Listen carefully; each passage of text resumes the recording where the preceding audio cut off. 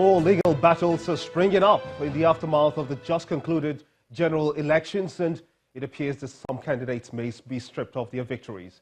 Today, the Court of Appeal sitting in Sokoto State set aside the decision of the Zamfara State High Court that allowed All Progressives Congress, the APC, to field the candidates for the Zamfara State governorship election. According to the appellate court, the trial court failed to carry out proper evaluation of the evidence before it, before arriving at the decision. The appeal was filed by Senator Kabiru Marafa, chairman of the Senate Committee on Petroleum Downstream, and 129 others. The presiding judge, Justice Tom Yakubu, who delivered the lead judgment, said the High Court's decision was fraught with error. He added that the appeal court has powers in law to assess pieces of evidence on appeal, which the court had done in this case. Meanwhile, the state governor, Mr. Abdulaziz Yari, has condemned reports that the appellate court nullified the governorship elections. Governor Yari said in a statement that the report is untrue and misleading, and it is only the Election Petition Tribunal that has the powers to alter any election. Governor Yari noted that those circulating the rumors are doing so to cause mayhem in the state to satisfy the egos of their masters. He is, however, asking members of the party to be law-abiding and remain calm pending the release of the judgment, which he says is currently being prepared for presentation to the public. Residents of Bauchi State may soon know their governor-elect, as the Independent National Electoral Commission, INEC, is currently collating results of the governorship elections in Tafawa Balewa local government area of the state. A new collation officer, Dr. Musa Dahiru, is supervising the session following a directive by INEC that a new collation officer should replace the former officer, Mrs. Dominion Anosike, who had earlier written to the commission that her life was in danger. Our correspondent, Hajara Aliu, gives us an update. Behind me here in this room, here at the INEC headquarters in Bauchi State, collation of governorship result for Tafawa Balewa local government area is in progress. The proceedings started around 5 p.m. I'm being joined by the HOD, Voter Education and Publicity, Alhaji Waziri. Can you tell us what the procedure is like? The procedure is all the wards returning, collation officers from the 11 registration areas from Tafawa Balewa are presenting their results for collation by the local government collation officer. So far, he has already collated for 7 out of the 11 registration areas, after which he will present his result to the state returning officer for final collation and returning of the winner for the Bauchi State governorship election.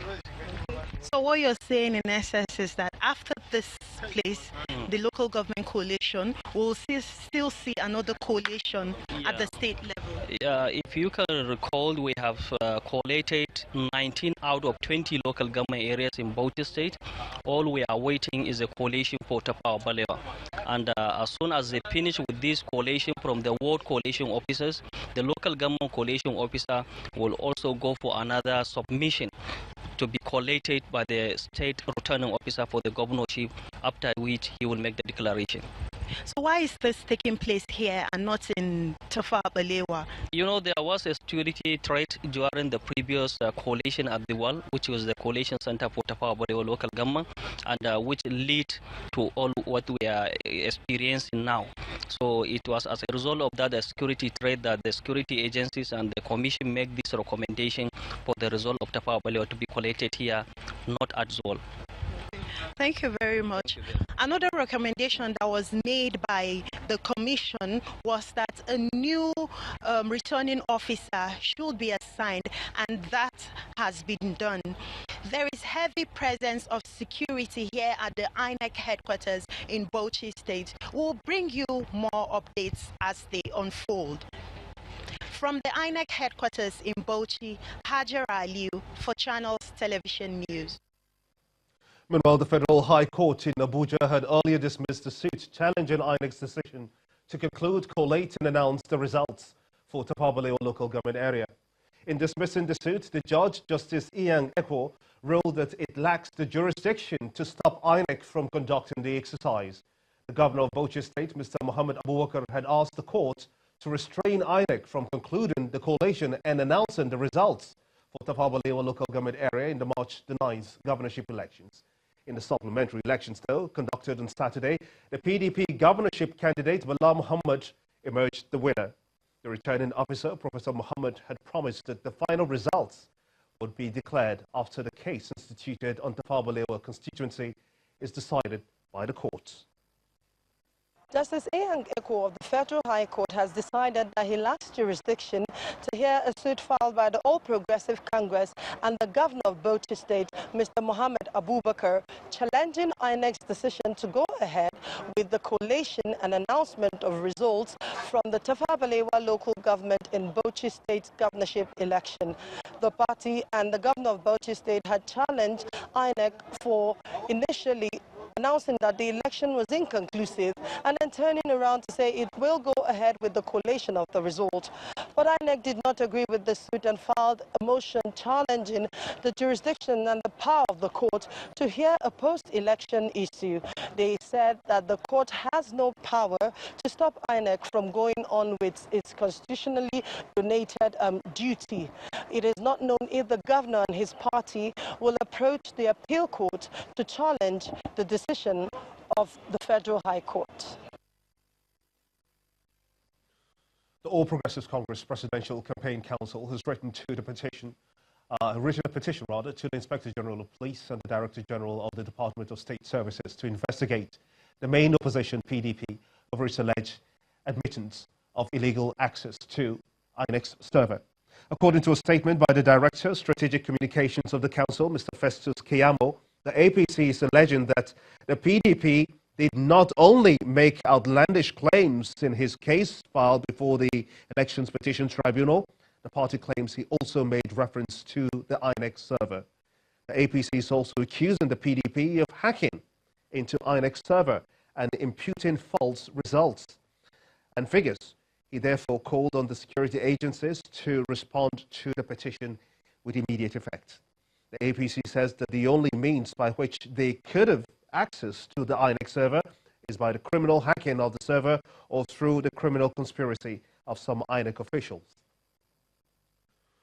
Meanwhile, the People's Democratic Party, the PDP, has dismissed the allegations by the APC, asking it to prepare to face its legal team at the Presidential Elections Petition Tribunal. The PDP in a statement says that President Muhammad Buhari and the APC will need to prove its victory at the tribunal and not resort to blackmailing. According to the PDP, the facts and issues touching on the INEC server are already within the public domain.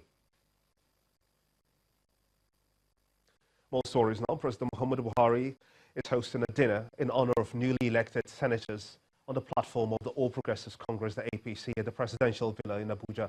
Although the details of the meeting is not disclosed as of now, flyers are that it may not be unconnected to the need for the party to present a common front for the leadership of the 9th National Assembly. The party is also seeking the cooperation of the elected lawmakers to assist the president implement his policies for the country. The national chairman of the All Progressives Congress, Comrade Adams Oshomole, has asked newly elected members of the House of Representatives to give legislative backing to the manifesto of the party in order to improve the nation's economy.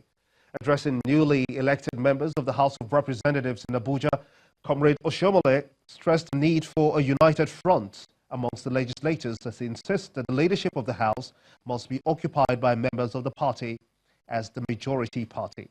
He says that the administration of President Muhammad Buhari is determined to pursue sensible monetary policies that will improve the welfare of Nigerians.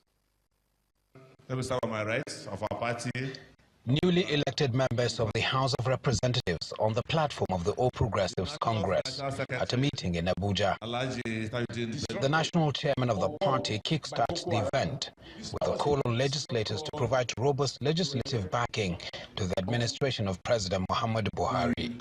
The three critical issues on the basis of which we have canvassed for vote in 2015 are still valid even now in 2019. Namely, doing everything possible to turn the economy around and to ensure that we create and work towards job-led growth.